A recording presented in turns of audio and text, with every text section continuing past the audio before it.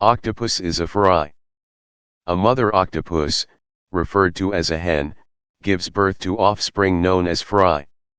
It is presumed the father is known as a cock, but this is not stated. These rather gruesome-looking creatures have 8 arms spaced evenly around the main part of their bodies. A suction cup is found at the extremity of each arm. Interestingly, each octopus has 3 hearts, and a mouth known as a beak. That beak is the only hard part of its body. It's composed of a substance called chitin. There are about 300 different species of octopus throughout the seas of the world, inhabiting either coral reefs or far out on the ocean floors. An octopus doesn't have a very long lifespan. Most die around the age of 6 months, with a few other species living for 5 years.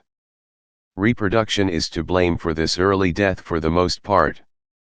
Males die shortly after impregnating a female, while the hen, so engrossed in taking care of her unhatched eggs, forgets to eat, and dies shortly after the young emerge. That's rather sorrowful, all things considered, and a wonderful example of the maternal instinct. Finally, an octopus is considered to be the most intelligent of all the invertebrates. It can solve quite difficult puzzles, use tools, and its brain, like humans, has the twofold division of short and long-term memory. This intelligence is inborn and not learned from their parents because of their early deaths. How fascinating is that?